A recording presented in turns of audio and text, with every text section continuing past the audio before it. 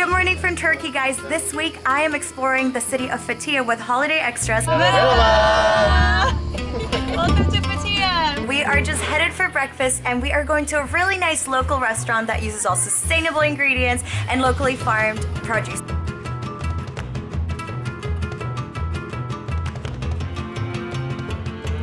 That's semisotu, and that's grown very naturally. Cream and honey, and that'll be homemade cream. And the produce they grow here as well, so it's, this region particularly is known for its tomatoes. That was so good and so much food. There was no way we could finish all of it, but we really tried. And now I'm gonna take you inside the kitchen. So this is where all the magic happens.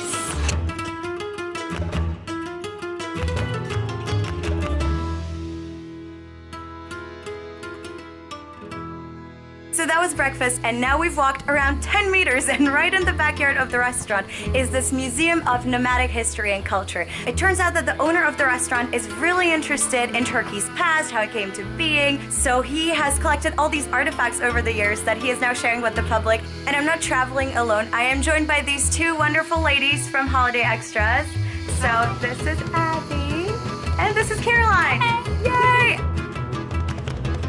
So the reason we're at Fethiye this week is the Taste of Fethiye project run by the Travel Foundation. And the project is completely focused on bringing together local farmers and producers and local businesses such as hotels and restaurants and creating this perfect marriage where all the locals are the ones benefiting. But it's not the only cool project that the Travel Foundation are running in the area. So the second project that we're visiting just for a brief afternoon is the Blue Wave project, which is focused on sustainability and conservation in the sailing industry. And this marina is one of the best examples of good practice in the world, and it's also really gorgeous, so I want to show you the views. This is Göcek, and it's probably the place in Turkey for its boating, for the sea, for the islands. And with the Blue Wave project that we're working on, the aim is to preserve this, because if you look out there you can see just how beautiful it is.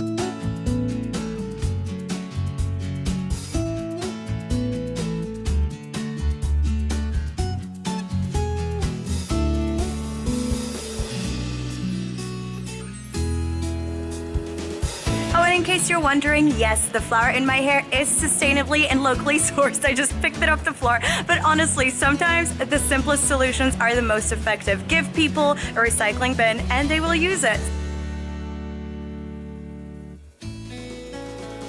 We've just arrived to Ilker's farm, who is one of the 50 farmers working on the Taste of Fethiye project, and she promised to personally teach me a thing or two about farming, so I am very excited to learn something new, and hopefully I'm not going to create absolute chaos, which has happened before, so...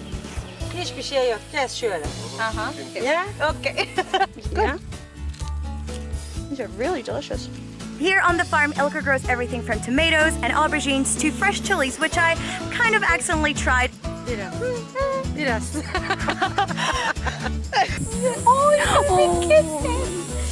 Oh, I know what I'm taking back home. Ilker has just kindly offered to pack up these aubergines, and I am taking them with me to England, because of course I am. I'm so excited.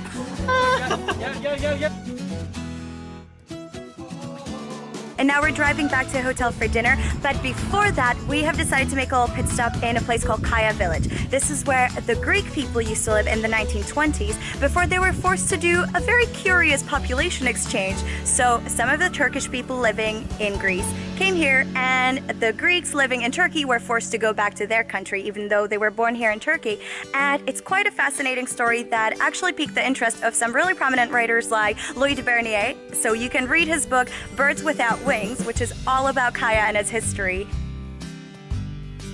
Just a quick note, whenever you see poor little camels and donkeys by the side of the road like this, please don't ride them. It breaks my little heart to see them suffer in the heat, and it's just a really, really terrible thing to do, so please don't. So we're eating dinner in this beautiful romantic restaurant. We are completely filthy, unwashed, really sweaty. But you know what? Sometimes you just gotta roll with the punches, and this is worth it.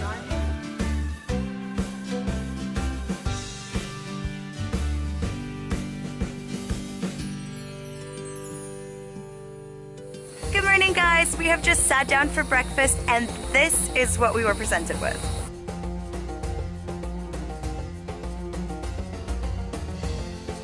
We're just walking toward the market now and exploring a bit of Fethiye. Turns out this town is actually really gorgeous. There's so many beautiful fountains and so many different statues to see, so I'm going to show you a few now. We're at Fethiye Market and as you can see it's very popular. There are tons of people, locals and tourists alike, loads of sellers, and the local produce looks just amazing.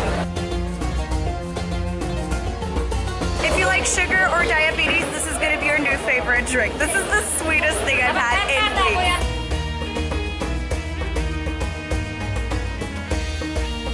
Have you guys ever tried yellow cherries? Because I haven't, and cherries are my favorite fruit. These are extremely sweet. That's really, really good. So what's really unique about this fish market is that you buy your fish in the center and then you choose one of the restaurants around you and they will cook the fish for you there. This was the very first grocery of Fethiye, and I remember coming here when I was very small, doing the shopping with my father. And it was really lovely and it still is very nice.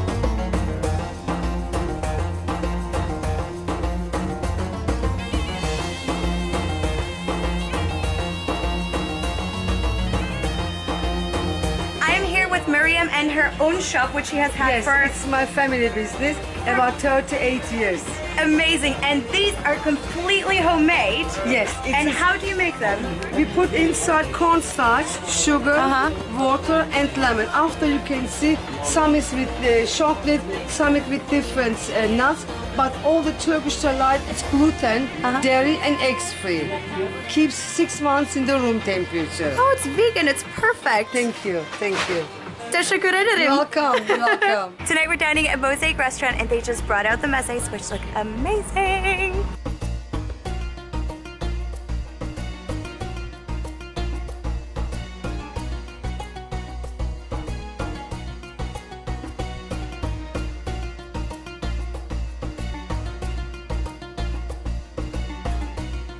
Good morning from Fethiye. This is becoming a bit of a trend, but I'm on a boat again, and this time it's a gorgeous goulash, apparently the best one in all of Fethiye, so we're pretty lucky. I think the captain's behind us.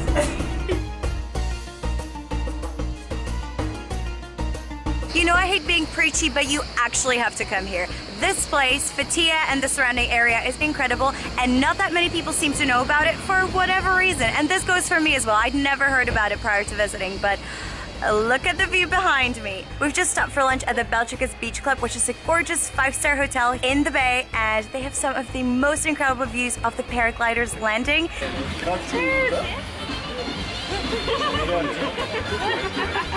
By the way, paragliding is one of the biggest draws for this area, and it's really cool because the mountains are really tall and you're just descending upon the coastline, so the views are just incredible.